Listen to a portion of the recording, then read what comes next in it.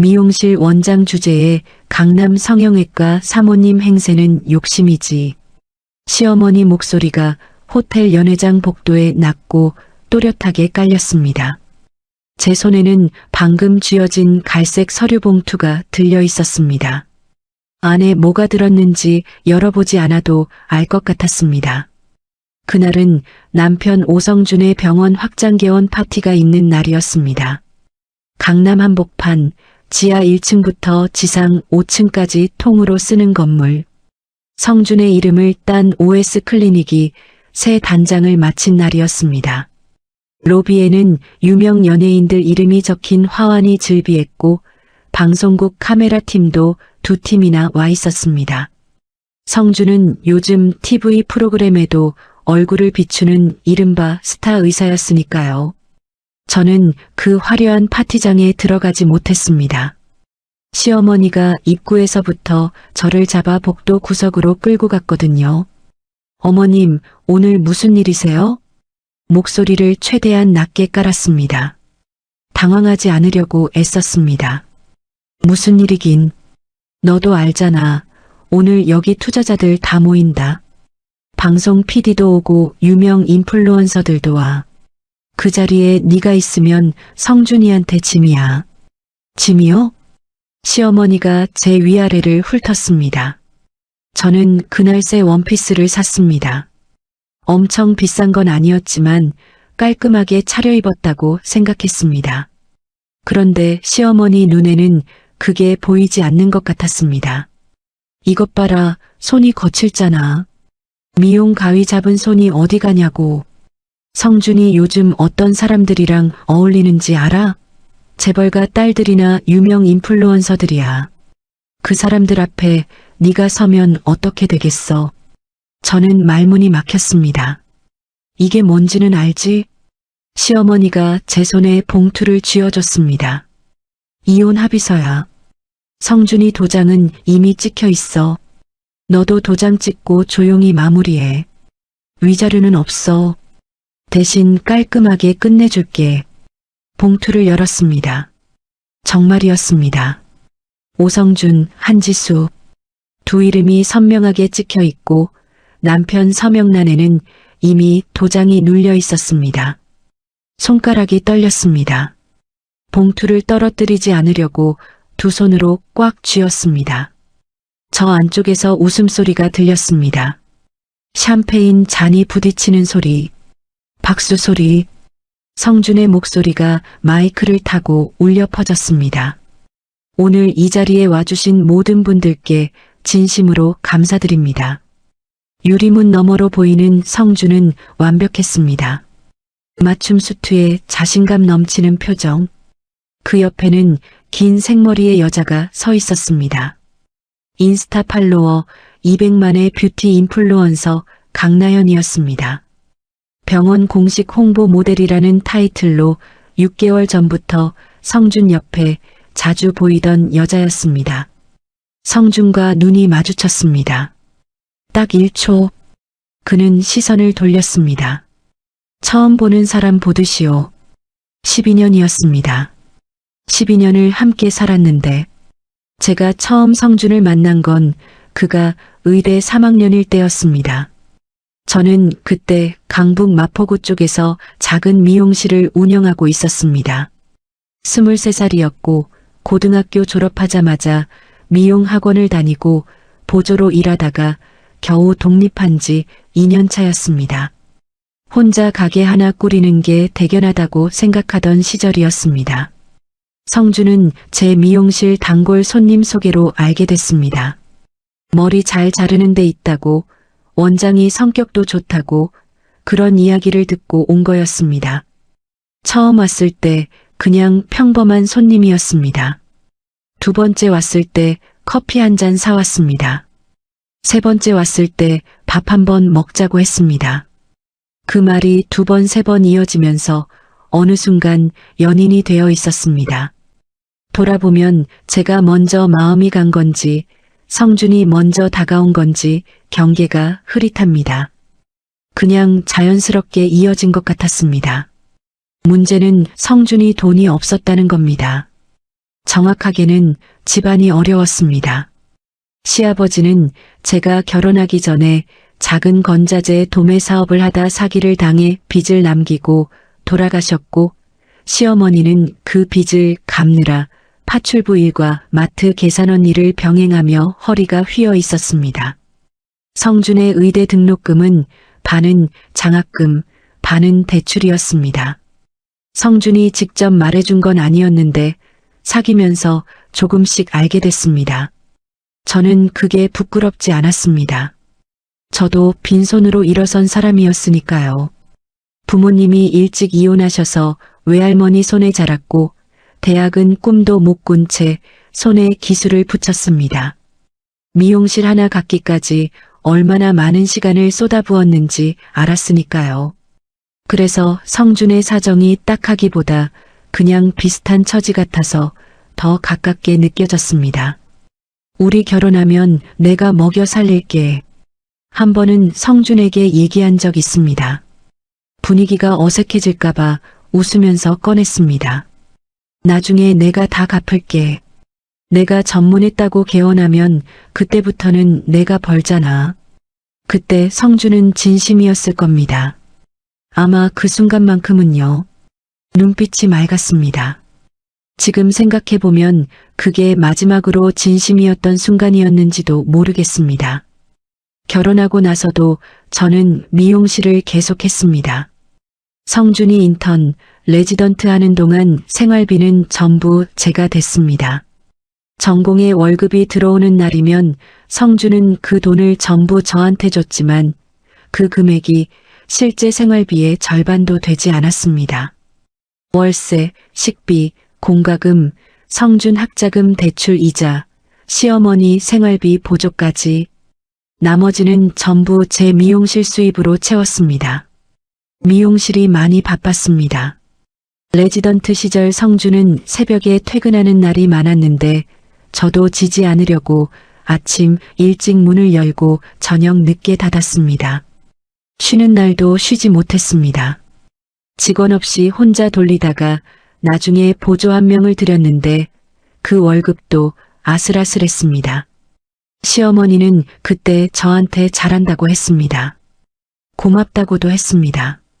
며느리 복 제대로 탔다고 동네방네 말하고 다닌다는 소리도 들었습니다. 명절마다 시어머니가 제 손을 잡고 이렇게 말했습니다. 지수야, 네가 없었으면 우리 성준이 어쩔 뻔했어. 정말 고맙다. 그 말을 믿었습니다. 그게 제 첫 번째 실수였습니다. 사람이 한 말을 그대로 믿은 게 실수라는 게 세상에서 제일 억울한 일이지만 그게 실수였습니다. 성준이 성형외과 전문의 자격증을 따고 개원을 결정했을 때 저는 미용실을 담보로 대출을 받았습니다. 개원 준비에 필요한 보증금과 인테리어 비용 일부를 거기서 충당했습니다.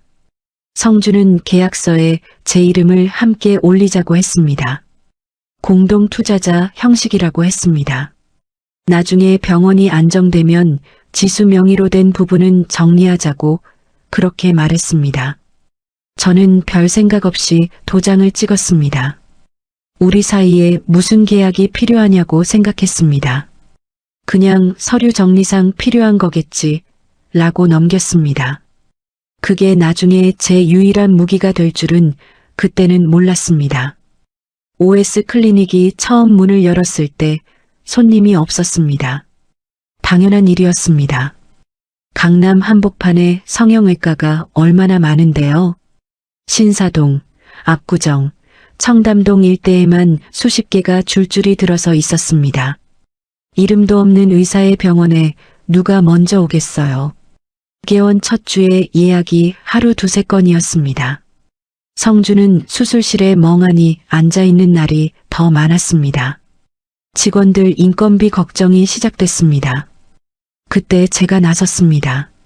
저는 12년 동안 미용실을 운영하면서 수백 명의 손님과 관계를 쌓아왔습니다.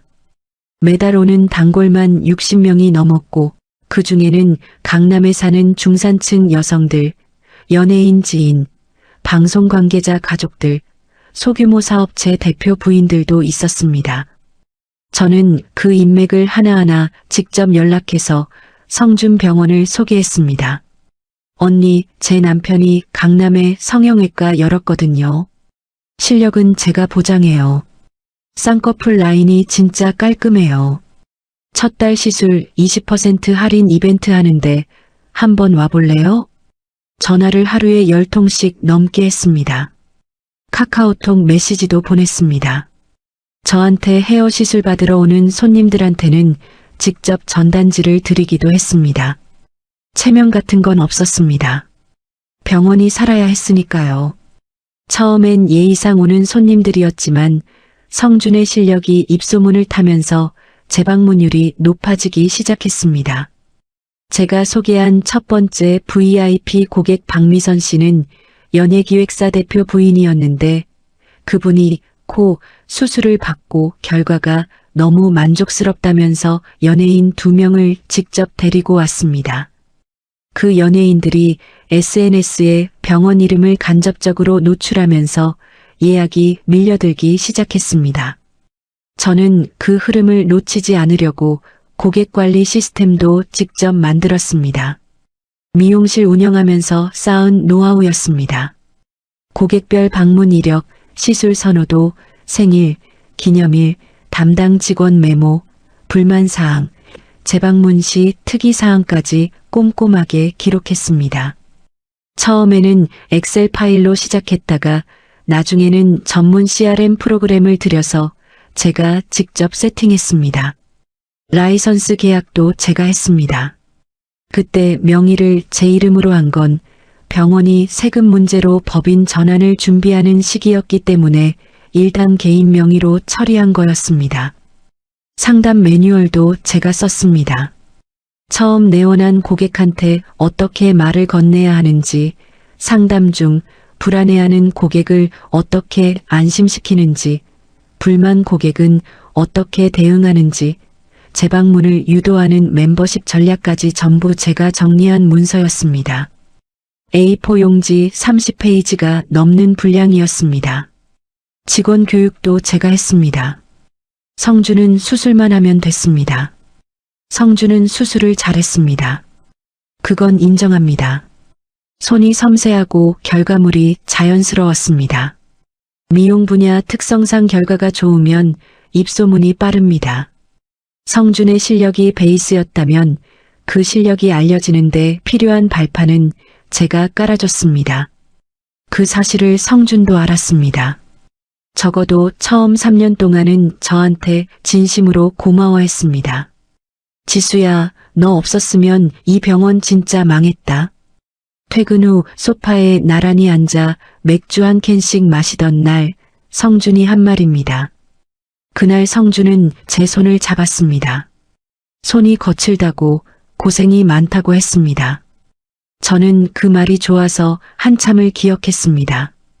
잠들기 전에 그 말을 몇 번씩 되새겼던 것 같습니다. 그게 언제까지였을까요?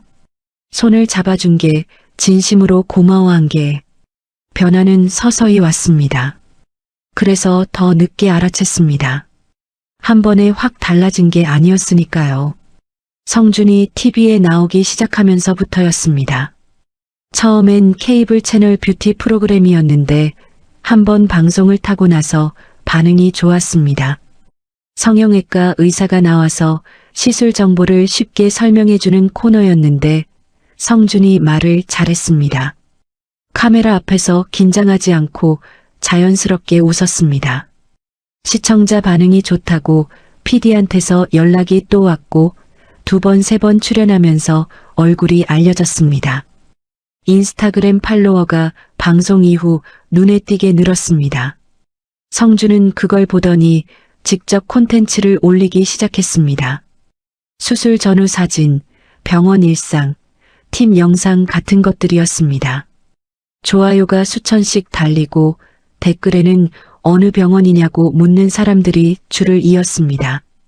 각종 미디어에서 인터뷰 요청이 들어왔습니다.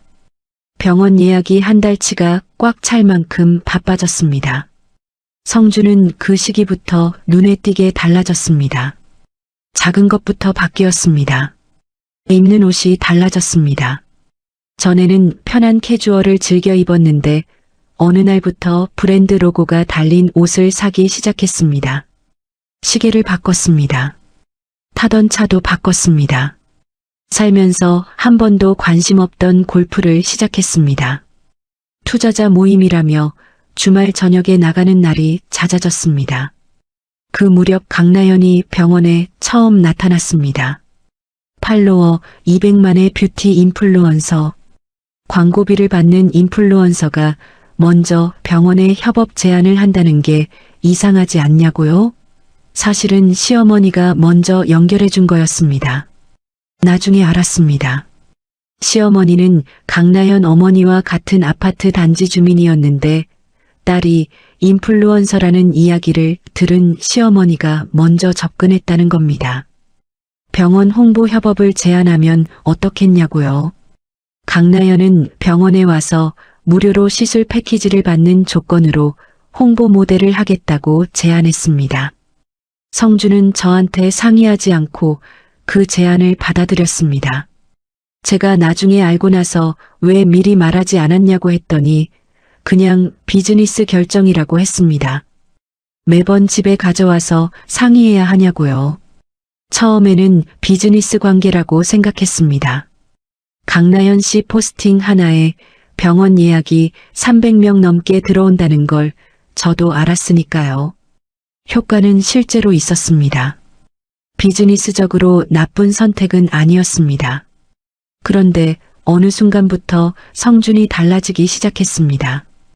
강나연이 병원에 오는 날은 성준이 일찍 출근했습니다. 그날 찍은 콘텐츠를 성준 개인 인스타에 올리는 일이 잦아졌습니다. 둘이 나란히 찍은 사진은 아니었는데 강나연이 올린 영상에 병원이 자주 배경으로 나왔고 댓글에는 두 사람이 어울린다는 말들이 심심찮게 달렸습니다. 저는 모르는 척했습니다. 정확히는 모르는 척하려고 했습니다. 그러다 어느 날 저한테 말했습니다. 지수야, 너 미용실 그만둘래? 무슨 소리야? 내가 이제 이름이 알려지다 보니까 주변에서 성형외과 원장 사모님이 미용실 한다는 게 좀 어색하다고들 하더라고. 그냥 미용실 접고 집에서 살림만 하면 안 돼? 저는 귀를 의심했습니다. 제가 잘못 들은 건가 싶었습니다. 내가 12년 동안 그 미용실로 내 학비 냈고 생활비 냈고 개원 자금 만들었는데 지금 그게 어색하다고? 아, 그거 모르는 게 아니지. 근데 지금은 상황이 달라졌잖아. 내가 이제 어느 정도 자리를 잡았고 지수 너도 쉬어도 되는 거 아니야? 굳이 거기 매여 있어야 해? 무엇이 달라졌는지 더 묻지 않았습니다. 성준의 눈빛이 그 대답을 대신하고 있었으니까요. 나는 이제 그 시절 성준이 아니야 라는 눈빛. 미용실 하는 부인이 내 옆에 있으면 좀 그래 라는 눈빛. 저는 그날 밤 욕실에 들어가서 한참을 웅크리고 있었습니다. 울지는 않았습니다. 눈물이 나지 않았습니다. 그냥 멍했습니다. 12년이 이런 말로 돌아오는 거구나 하는 생각뿐이었습니다. 확장개원 파티가 있기 2달 전 저는 처음으로 이상한 낌새를 챘습니다. 병원 고객관리 시스템 접근 권한이 제 아이디에서 삭제되어 있었습니다. 제가 만든 시스템이었는데 어느 날 갑자기 로그인이 안 됐습니다. 비밀번호를 다시 넣어봤습니다. 계정이 없다고 떴습니다.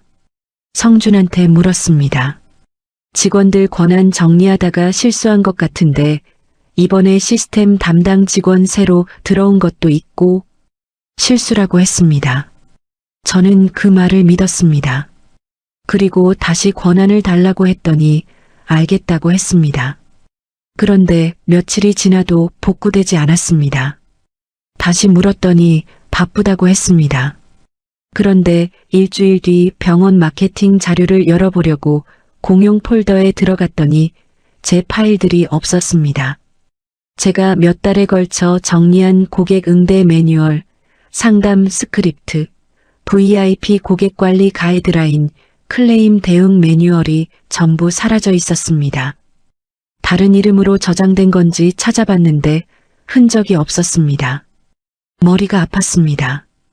이게 정말 실수인지 의도적인 건지 물어봐야 했는데 그 자체가 두려웠습니다. 물어봤다가 성준의 대답이 제가 원하는 게 아니면 어쩌나 하는 두려움이었습니다. 시어머니가 오셨던 날이었습니다. 파일이 사라진 다음 날이었던 것 같습니다. 병원에서 우연히 마주쳤는데 그때 시어머니 옆에 강나연이 있었습니다. 둘이 뭔가 이야기를 나누다가 저를 보더니 웃음을 멈췄습니다. 며느리 너 오늘 왜 왔어? 잠깐 남편한테 볼 일이 있어서요. 시어머니가 강나연을 보며 말했습니다. 나연 씨, 잠깐 먼저 들어가 있어요. 강나연은 저한테 짧게 눈인사를 하고 병원 안으로 들어갔습니다. 그 뒷모습을 보는데 뭔가 가슴이 무거워졌습니다.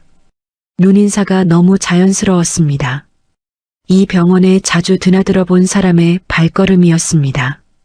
며느리야, 솔직하게 이야기할게. 성준이가 이제 알아서 병원 운영 잘해. 거기에 너가 계속 매달려 있으면 서로 힘들지 않겠어? 어머님, 지금 무슨 말씀을 하시는 건지. 모른 척하지 마. 성준이가 자기 입으로 말하기 어려울 것 같아서 내가 먼저 얘기하는 거야. 나연 씨 알지? 그 집안하고 우리가 연이 생기면 성준이 병원에 투자도 들어오고 인플루언서 네트워크로 마케팅도 될 거야. 나연 씨 아버지가 뷰티 쪽 투자자야. 우리한테 기회가 생기는 거라고. 근데 너가 있으면 그게 안 돼. 저는 잠시 말을 잃었습니다. 어머님, 저는 12년 동안. 알아. 근데 그때 이야기를 지금 왜 해? 어차피 성준이가 돈 벌어서 다 갚았잖아. 이제 빚도 없는데. 고생한 건 알지만 고생이 끝났으면 이제 새 출발하는 게 낫지 않겠어? 시어머니가 말하는 새 출발이 저한테 해당되는 건지 성준한테 해당되는 건지 물어보지 않았습니다. 대답이 무서웠으니까요. 파티장 복도 끝에서 저는 이혼 합의서를 들고 한참 동안 서 있었습니다. 발이 움직이지 않았습니다. 그냥 그 자리에 서서 서류 봉투를 내려다봤습니다. 오성준, 한지수. 두 이름이 나란히 인쇄된 걸 보는데 이상하게 실감이 나지 않았습니다. 꿈인 것 같았습니다. 현실이 이럴 리 없다는 생각과 그래도 결국 이렇게 됐구나 하는 생각이 동시에 들었습니다. 성준에게서 문자가 왔습니다. 어머니한테 들었어. 지수야, 우리 그냥 조용히 마무리하자. 내가 나중에 고마움은 표시할게. 근데 지금은 타이밍이 아니야. 저는 서류 봉투를 천천히 접어 가방 안에 넣었습니다. 파티장 방향으로는 한 번도 돌아보지 않고 병원 건물을 나왔습니다. 주차장까지 걸어가는데 빗방울이 하나씩 떨어지기 시작했습니다. 우산을 챙기지 않았는데 그냥 걸었습니다. 빗속을 걷는 게 지금 제 처지랑 잘 맞는다는 생각이 들어서요. 주차장 끝에 서서 빗속을 바라보다가 문득 생각났습니다. 고객관리 프로그램. 그 시스템을 처음 구축할 때 계약은 제 이름으로 되어 있었습니다. 소프트웨어 라이선스 계약서, 월 유지비 결제 카드, 전부 제 명의였습니다. 병원이 세금 문제로 법인 전환을 준비 중이던 시기라 임시로 제 이름을 썼는데 그걸 그냥 넘어갔던 겁니다. 나중에 정리하겠다던 성준이 끝내 정리를 하지 않았습니다. 그리고 병원 개원 당시 보증금 일부, 계약서에 제 이름이 공동 투자자로 올라 있었습니다. 성준은 나중에 정리하자고 했고 저는 그게 결혼 생활 안에서 해결될 일이라고 생각했습니다. 결혼 생활이 유지되는 한 굳이 서두를 필요가 없다고 생각했습니다. 그게 실수였습니다. 그 덕분에 지금 이 순간 제게 무기가 남아 있었습니다. 상담 매뉴얼과 고객 응대 가이드라인, 제가 직접 쓴 문서들. 그 문서 하단에는 제 이름이 작성자로 찍혀 있었습니다. 원본 파일은 제 개인 노트북에 있었습니다. 병원 공용 폴더에서 파일이 사라진 건 알았지만 제 개인 노트북에 있던 원본까지는 그들이 손댈 수 없었습니다. VIP 고객 연락처 데이터베이스. 제가 직접 구축한 것. 제 개인 이메일에 백업 파일이 있었습니다. 처음 제가 소개한 고객 몇백 명의 정보가 고스란히 남아 있었습니다. 그들은 제가 빈손이라고 생각했습니다. 서류 봉투를 손에 쥐어주면서 도장 찍고 조용히 나가라고 했습니다. 하지만 사실은 달랐습니다. 저는 차에 올라타 노트북 가방을 열었습니다. 항상 들고 다니던 외장하드. 거기에는 지난 몇 년 동안 모아둔 것들이 있었습니다. 비가 차창을 두드렸습니다. 저는 그 소리를 들으며 한참을 생각했습니다. 이제 제가 어떻게 해야 하는지 서서히 윤곽이 잡혔습니다. 저는 그날 밤 집으로 돌아가지 않았습니다. 결혼 후 강남에 얻은 아파트는 남편 명의로 되어 있었습니다. 성준 이름으로 대출받아 산 거였는데 제가 대출 상환에 보탰다고 해서 제 거라는 보장은 없었습니다. 거기서 나오는 게 맞았습니다. 근처 비즈니스 호텔에 체크인했습니다. 싸지 않은 호텔이었는데 그냥 들어갔습니다. 오늘 밤만큼은 좁고 허름한 데 있기 싫었습니다. 저는 그럴 자격이 있다고 생각했습니다. 방에 들어가자마자 노트북을 켰습니다. 방 전등도 켜지 않았습니다. 화면 빛만으로 앉아서 외장하드를 꽂았습니다. 폴더 이름은 그냥 참고 자료라고 해뒀습니다. 처음부터 이걸 쓸 생각으로 모은 게 아니었기 때문에 이름을 거창하게 짓지 않았습니다. 5년치 자료였습니다. 병원 개원 보증금 이체 내역서, 이체 날짜, 수취인, 금액이 선명하게 찍혀 있었습니다. 병원 임대차 계약서, 사본, 공동투자자 란에 제 이름이 나란히 올라가 있었습니다. 고객관리 소프트웨어 계약서, 라이선스명의 한지수, 계약일, 계약기간, 월 결제 카드 정보, 전부 제 거였습니다. VIP 고객 명단, 제 미용실 손님이거나 제 인맥으로 연결된 사람들이었습니다. 그 중에 현재 병원 VIP 멤버십 가입자 상위 20명 중 절반 이상이 포함되어 있었습니다. 한 사람당 연 시술비가 수천만 원씩 되는 핵심 고객들이었습니다. 상담 매뉴얼 원본 파일, 작성자 한지수, 최종 수정일 명시, 내용 일부를 병원 측에서 편집했는지는 몰라도 원본 저작권은 제게 있었습니다. 그리고 다른 폴더. 저는 잠시 손을 멈췄습니다. 이 폴더는 처음부터 열 생각으로 모아둔 게 아니었습니다. 그냥 보다 보니 이상해서 저장해둔 것들이었습니다.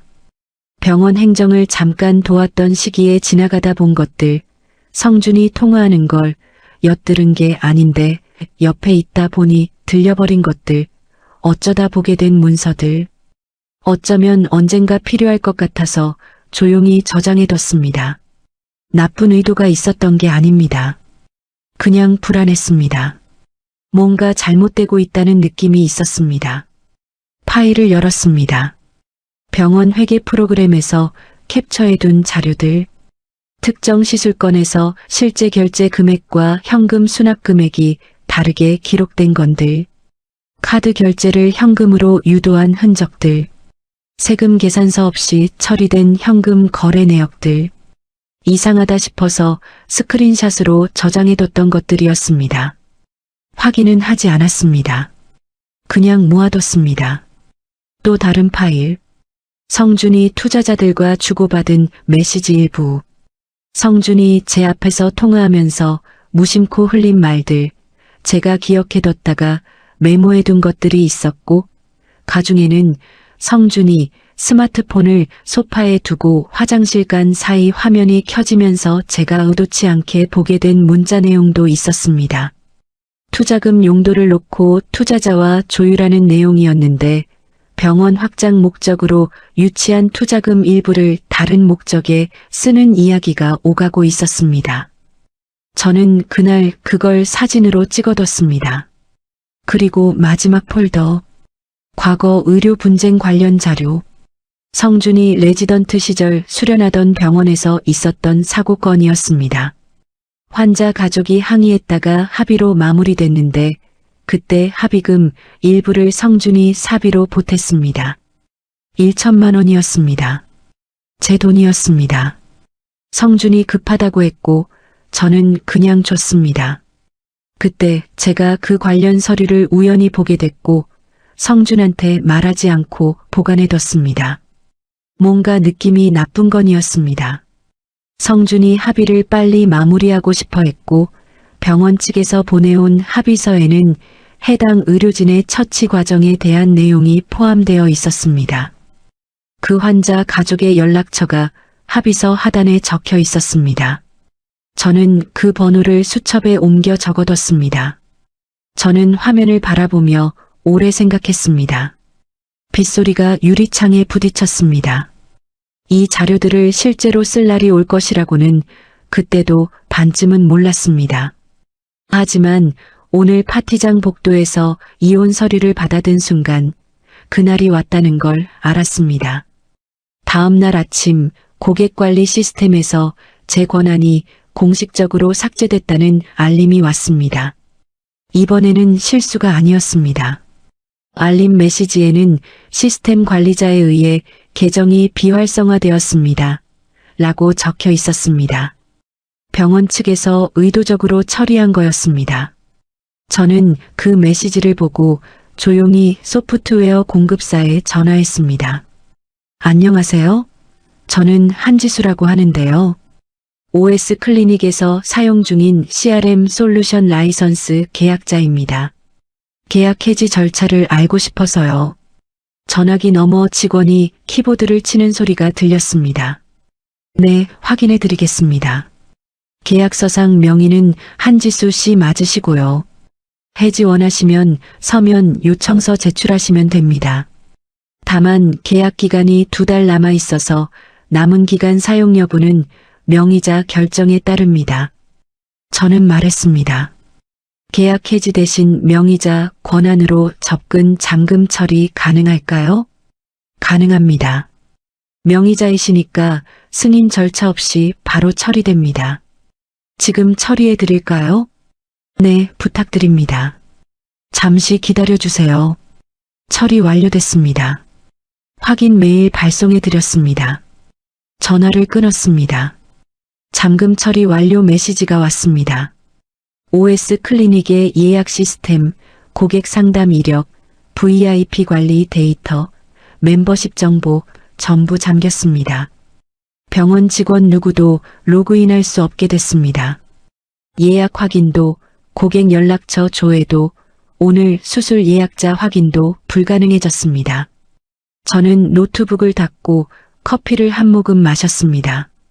쓰고 맛없는 호텔 커피였는데 이상하게 개운했습니다. 다음은 VIP 고객들이었습니다. 저는 제 개인 연락처에 저장된 병원 소개 고객 리스트를 꺼냈습니다. 일일이 문자를 보낼 수는 없었습니다. 그러면 의도가 너무 노골적으로 보였습니다. 하지만 제 미용실 단골들, 제가 직접 소개한 분들한테는 개인적으로 연락할 수 있었습니다. 지금 당장 뭔가를 요청할 생각은 없었습니다. 다만 연락을 유지해두고 싶었습니다. 나중을 위해서. 미용실 원장님, 저 한지수예요. 오랜만에 안부 여쭤보려고요. 잘 지내셨어요? 몇 분이 바로 답장을 보내왔습니다. 잘 지내냐고, 미용실은 잘 되냐고. 저는 짧게 안부를 나누며 통화했습니다. 뭔가를 부탁하거나 요청하지 않았습니다. 그냥 연결을 유지했습니다. 모종이를 심어두는 기분이었습니다. 당장 꽃이 피진 않지만 심어두면 때가 되면 핍니다. 오후 3시 성준에게서 전화가 왔습니다. 지수야, 오늘 병원 예약 시스템이 완전히 먹통이 됐어. 환자들 예약이 다 날아갔다는데 혹시 알아? 아침부터 데스크 직원이 환자한테 수작업으로 확인 전화를 돌리고 있어. 저는 차분하게 말했습니다. 시스템 접근 잠금 처리했어. 라이선스가 내 명의거든. 전화기 너머로 잠시 침묵이 흘렀습니다. 긴 침묵이었습니다. 뭐? 너 지금 장난해? 어제 이혼 합의서 주셨잖아. 이제 남남이 되는데 4명의 계약을 내가 처리하면 안 돼? 야, 이거 병원 운영 마비시키는 거야. 환자들이 예약 확인을 못하고 있다고. 당장 풀어. 나중에 법적으로 정리하면서 같이 협의할게. 변호사를 통해서 연락해. 전화를 끊었습니다. 다시 걸려왔습니다. 받지 않았습니다. 문자가 왔습니다. 지금 뭐 하는 거야? 이러면 진짜 고소야. 읽고 두지 않았습니다. 30분 뒤 시어머니한테서 전화가 왔습니다. 너 지금 뭐 하는 거야? 시어머니 목소리가 전화기 너머로 쩌렁쩌렁 울렸습니다. 지금 병원이 어떻게 됐는지 알아? 예약 시스템이 통째로 먹통이야. 오늘 수술 예약 환자들한테 다 취소 연락 나갔어. 환자들이 항해 전화를 넣고 있다고. 당장 풀어줘. 어머님, 그 시스템 라이선스 계약이 제 명의입니다. 제가 결정할 수 있어요. 야, 이 사람이. 우리 성준이가 12년 동안 밥 먹여줬는데 은혜를 원수로 갚는 거야? 어머님, 제가 12년 동안 받은 돈은 제 노동의 대가였습니다. 12년 동안 제가 없었으면 생활비도, 학비도, 개원 자금도 어디서 났겠어요? 그리고 병원 개원할 때 지원한 돈 아직 정산 못 받은 거 알고 계시죠? 그게 무슨 상관이야. 지금 병원 운영을 마비시키는 게 말이 되냐고. 오늘 수술 취소된 환자가 몇 명인 줄 알아? 어머님, 저는 전에도 제 명의 계약들 정리해야 한다고 이야기한 적 있어요. 그때마다 나중에 하자고 하셨잖아요.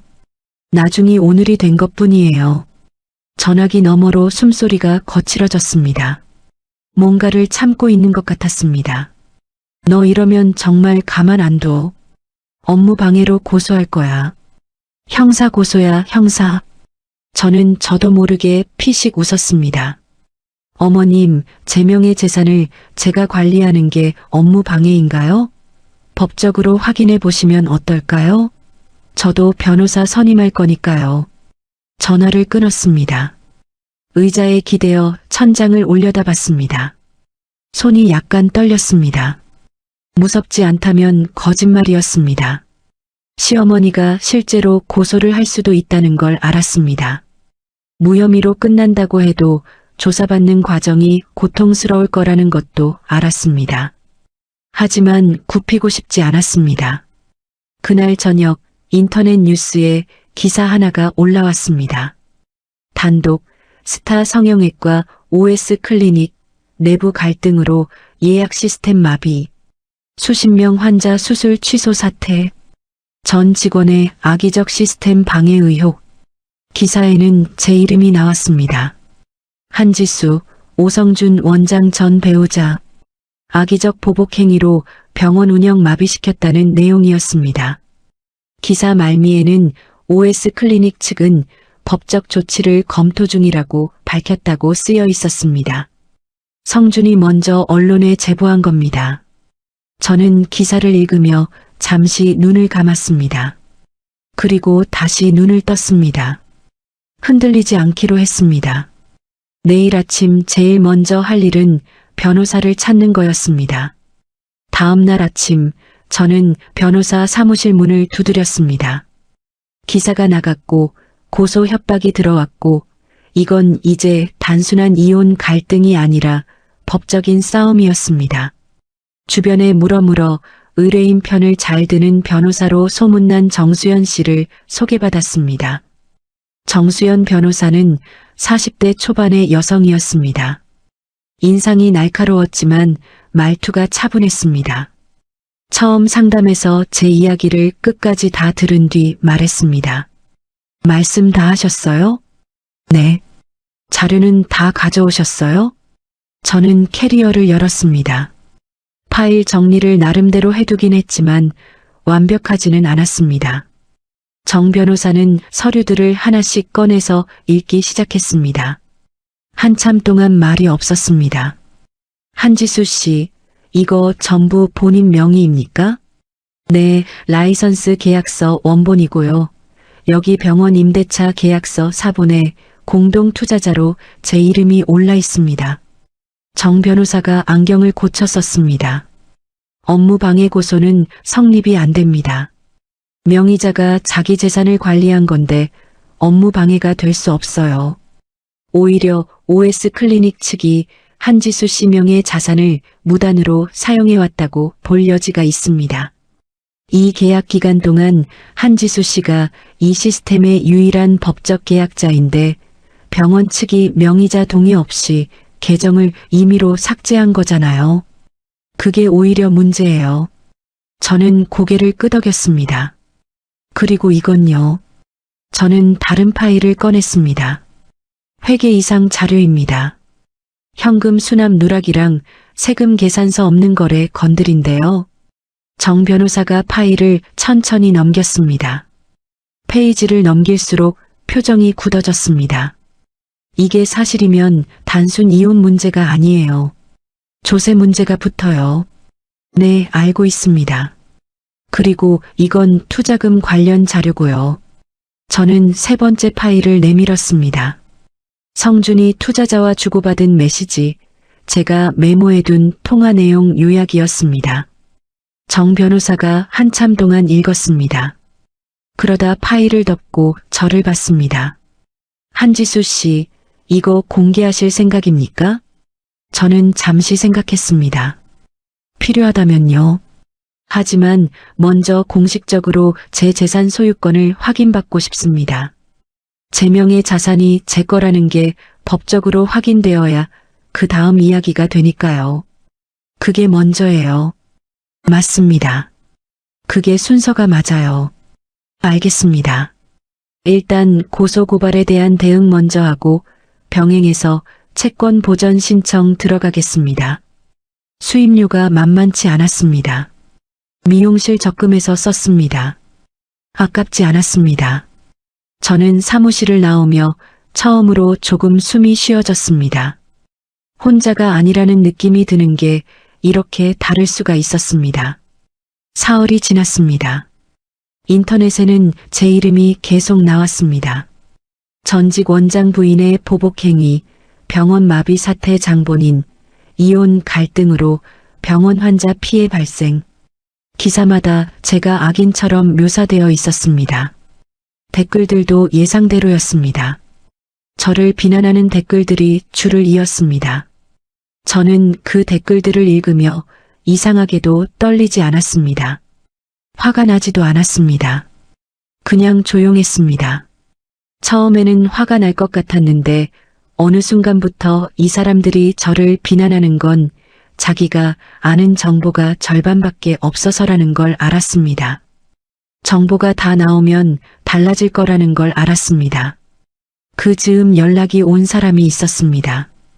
박미선 씨, 연예기획사 대표 부인. 제가 성준병원에 처음 소개한 핵심 VIP 고객이었습니다. 미용실 때부터 10년이 넘은 인연이었습니다. 지수 씨, 기사 봤어요. 성준 원장 측에서 지수 씨 이름 나쁘게 내고 있던데 괜찮아요? 전화를 받자마자 그 목소리에 눈물이 날 것 같았습니다. 걱정해주는 사람이 있다는 게 그렇게 반가울 줄 몰랐습니다. 괜찮습니다, 선생님. 걱정해 주셔서 감사해요. 아니, 나는 사정을 좀 아는데. 그 병원 초반에 지수 씨가 얼마나 뛰어다녔는지. 내가 처음 병원 갔을 때 지수 씨가 직접 모시러 나왔잖아요. 주차장까지요. 그런 사람이 또 어디 있어. 성준 원장이 그걸 몰라요? 알면서도 저러는 거잖아. 저는 말을 아꼈습니다. 더 말하면 울 것 같아서요. 혹시 내가 도울 수 있는 일이 있어요? 내가 뭔가 증언이 필요하다거나 하면 말해요. 내가 봤던 거 말할 수 있어요. 그 말에 저는 잠시 생각했습니다. 나중에 부탁드릴 일이 생길 수도 있어요. 그때 여쭤봐도 될까요? 그럼요, 언제든지요. 연락해요. 전화를 끊고 오래 창밖을 바라봤습니다. 과거 의료 분쟁 피해자 가족 연락처. 저는 수첩에서 그 번호를 꺼내 한참 바라봤습니다. 누르지 않았습니다. 아직은 아니었습니다. 이분들은 이미 한 번 힘든 과정을 겪으신 분들이었습니다. 제 싸움에 끌어들이려면 충분한 이유가 있을 때 조심스럽게 접근해야 했습니다. 그리고 며칠 뒤 예상치 못한 연락이 왔습니다. 병원 직원 중 한 명이었습니다. 데스크 직원 중 제가 개인적으로 인사를 나누던 분이었는데 익명으로 메시지를 보내왔습니다. 원장님 부인이시죠? 제가 말씀드릴 게 있는데요. 원장님이 직원들한테 한지수 씨가 병원 자금 빼돌렸다고 징계 해고를 했다고 말하고 다닙니다. 사실이 아닌 것 같아서요. 저는 그 메시지를 스크린샷 찍어서 정 변호사에게 전달했습니다. 명예훼손에 해당할 수 있는 내용이었습니다. 2주 후 상황은 완전히 뒤집혔습니다. 변호사 정수연 씨의 법적 대응이 시작되자 OS 클리닉 측의 업무방해 고소는 무혐의로 결론이 났습니다. 명의자의 재산관리 행위를 업무방해로 볼 수 없다는 경찰 판단이었습니다. 경찰 조사는 딱 한 번 나갔는데 정 변호사가 동행해서 라이선스 계약서를 보여줬더니 담당 형사가 입장이 달라졌습니다.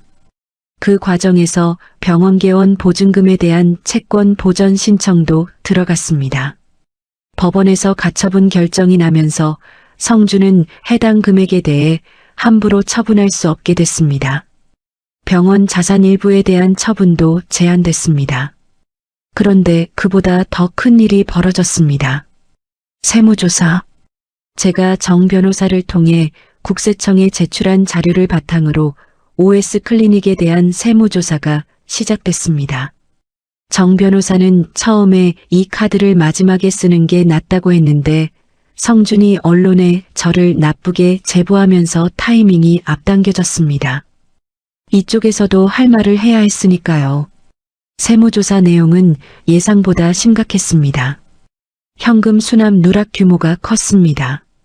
세무사와 짜고 수년에 걸쳐 교묘하게 나눠 처리해왔던 건데 몇 년치 자료가 동시에 들어가자 패턴이 드러났습니다. 과세 당국 입장에서는 무시하기 어려운 규모였습니다. 방송사에서도 취재를 시작했습니다. 저는 기자와의 인터뷰에 응하기 전 정 변호사와 오래 전략을 세웠습니다. 제 이름이 이미 나쁘게 알려진 상황에서 직접 목소리를 높이면 득보다 실이 많다는 결론이었습니다. 사실 자료가 스스로 말하게 하는 게 낫다는 방향으로 정리했습니다. 저는 인터뷰에서 이렇게만 말했습니다. 저는 제 것을 지켰을 뿐입니다. 나머지는 사실이 증명할 겁니다. 방송이 나간 날 투자자 2명이 투자금 반환 소송을 제기했습니다. 투자 목적 외 용도로 자금이 집행됐다는 의혹을 이유로 들었습니다. 강나연은 그날 오후 병원 홍보 모델 계약을 해지했습니다. 인스타그램에서 병원 관련 게시물을 모두 내렸습니다. 성준과의 관계가 정리됐다는 소식도 들렸습니다. 빠른 이탈이었습니다. 하긴 그런 사람은 상황이 불리해지면 제일 먼저 빠집니다. 병원은 예약이 급감했습니다. 세무조사 뉴스가 나온 이후 단골 환자들이 불안해하기 시작했습니다. 저한테 돌아온 VIP 고객들이 꽤 됐습니다. 박미선 씨가 주변에 조용히 이야기를 전했던 모양이었습니다. 직접 물어봤는데 그냥 제 편이라서 그랬다고 하셨습니다. 그리고 과거 의료 분쟁 피해자 가족이 먼저 저한테 연락을 해왔습니다. 뉴스 보고 연락드렸어요. 한지수 씨 사연이 기사에 나와서요. 저희 어머니 건 아직도 마음에 걸려서요. 그때 합의를 너무 빨리 했나, 그 의사가 제대로 된 사람인지 계속 의심이 됐는데 혹시 뭔가 도움받을 수 있을까요? 저는 그분을 변호사 정수연 씨에게 연결해 드렸습니다. 그분이 공개 소송을 결정하면서 같은 병원을 다녔던 다른 환자 두 분도 연락을 해왔습니다. 집단 소송으로 이어졌습니다. 성준이 레지던트 시절 수련하던 병원건이었는데 독립 이후 OS 클리닉에서 비슷한 유형의 케이스가 또 있었다는 사실도 이 과정에서 드러났습니다. OS 클리닉은 의료 분쟁, 세무조사, 투자금 반환 소송, 핵심 고객 이탈이 한꺼번에 덮쳤습니다. 사방이 막혔습니다. 성준이 저를 찾아온 건 그로부터 한 달 뒤였습니다. 호텔 로비에서 기다리고 있었습니다. 처음 봤을 때 화들짝 놀랐습니다. 한 달 사이에 얼마나 수척해졌는지 예전 성준이 맞나 싶었습니다.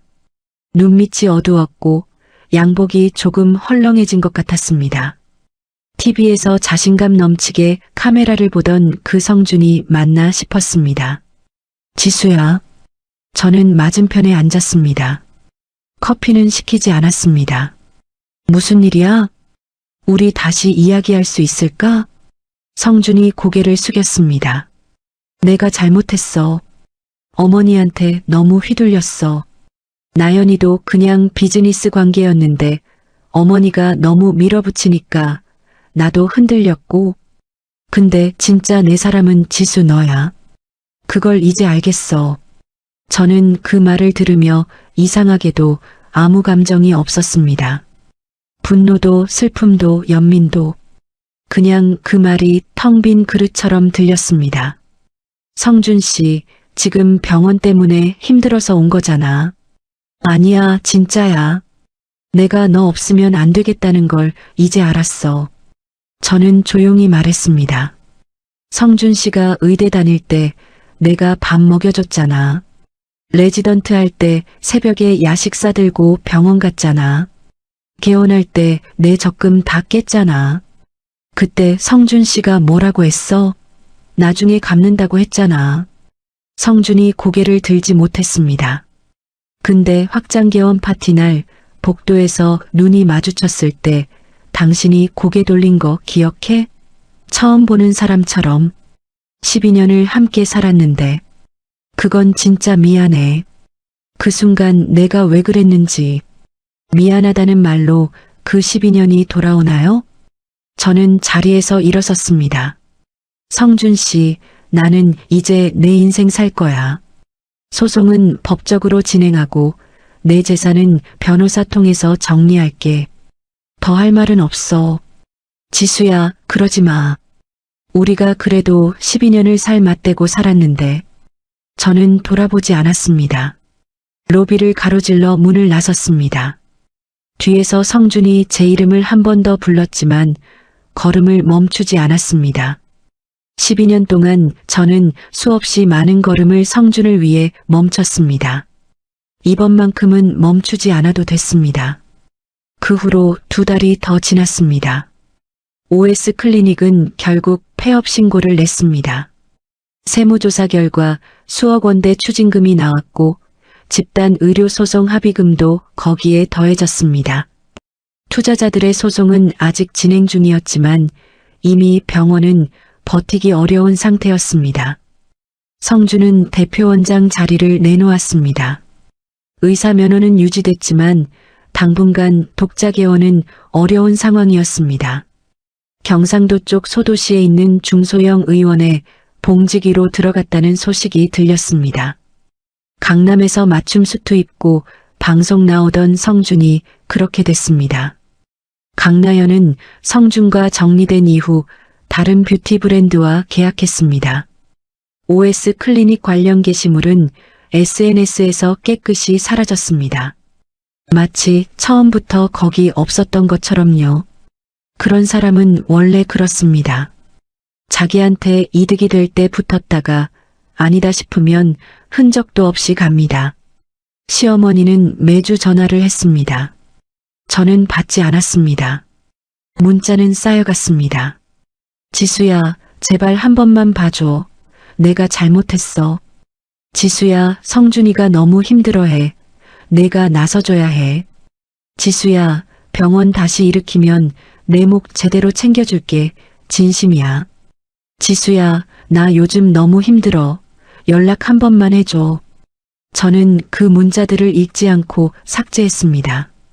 처음에는 읽다가 마음이 흔들리는 것 같아서 아예 열어보지 않기로 했습니다. 불쌍하다는 마음이 드는 게 싫었습니다. 그 마음이 드는 건 제 잘못이 아닌데 그 마음 때문에 다시 돌아가게 될까봐 두려웠습니다. 어느 날 밤 문자를 삭제하다가 잠깐 멈칫했습니다. 이 사람이 한때는 저한테 가족이라고 했었는데 라는 생각이 들었습니다. 결혼 초 명절에 손을 잡아주던 시어머니, 며느리 복 탔다고 말하고 다니던 시어머니, 하지만 파티장 복도에서 이혼 서류를 건네던 그 눈빛이 다시 떠올랐습니다. 빈손으로 나가라던 그 목소리, 그 기억이 마음을 다시 단단하게 만들었습니다. 삭제 버튼을 눌렀습니다. 저는 그 사이 다른 일을 하고 있었습니다. 12년 동안 미용실을 운영했습니다. 손님 한 분 한 분을 기억하고 선호를 파악하고 재방문을 유도하는 방법을 알았습니다. 고객 관리도 해봤고 직원 교육도 해봤고 마케팅도 해봤습니다. 병원 VIP 고객들과 쌓은 신뢰도 있었습니다.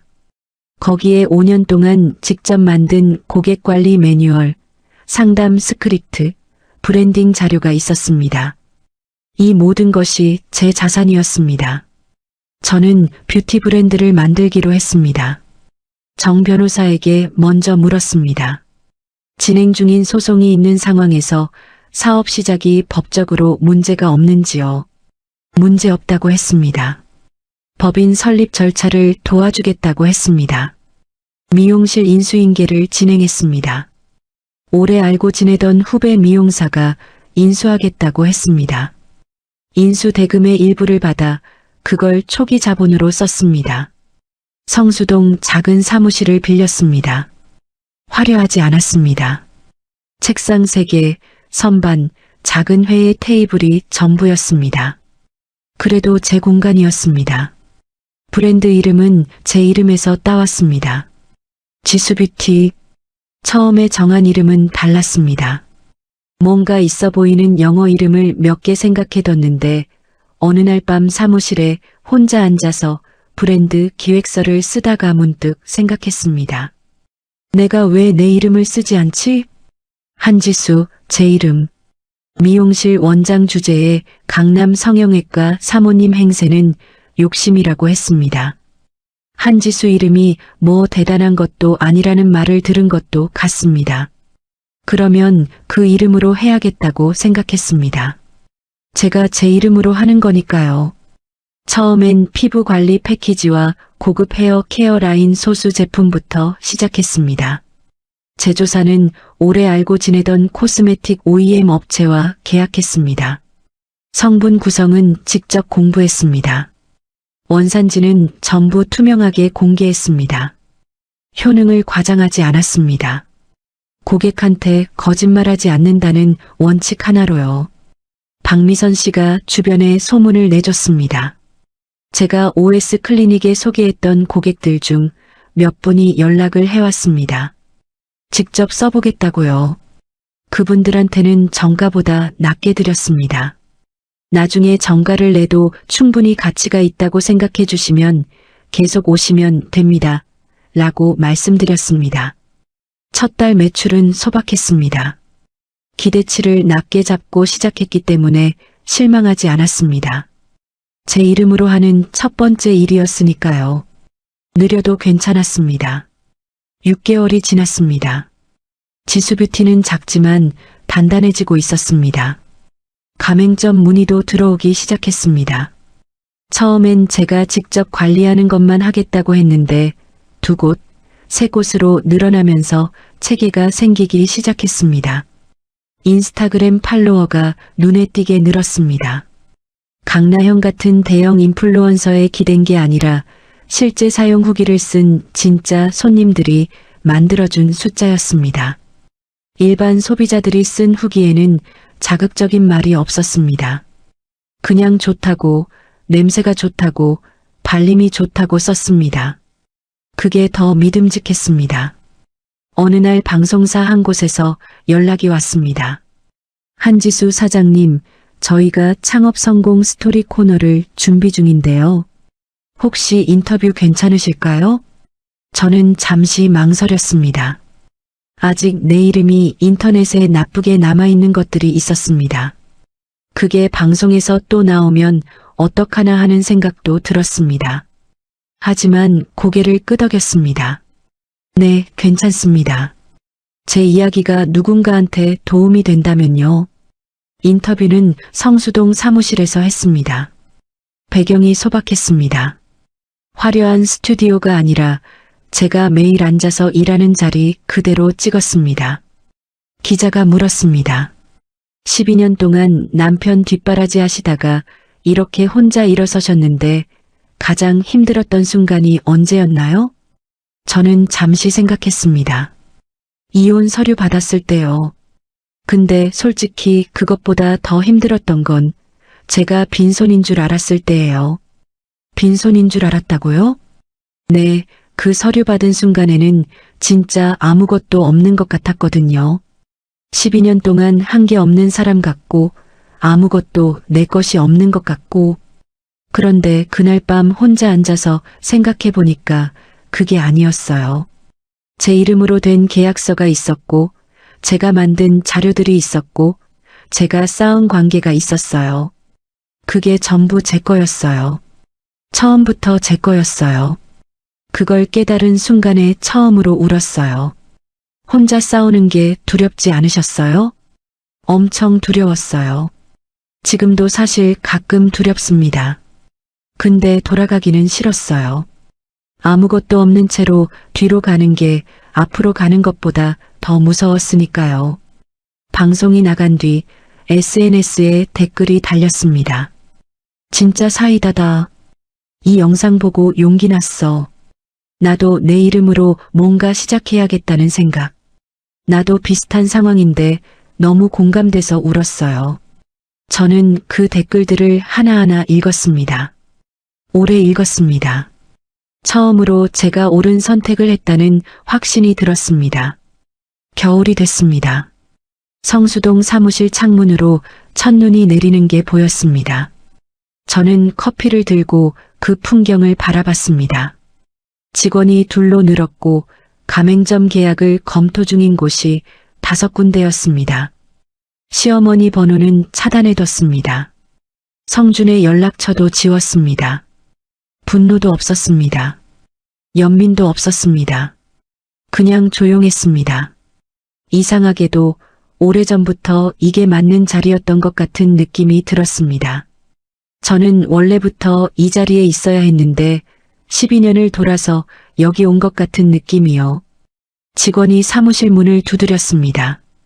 사장님, 오늘 신규 가맹문의 3건 더 들어왔어요. 한 군데는 내일 미팅 요청하셨어요.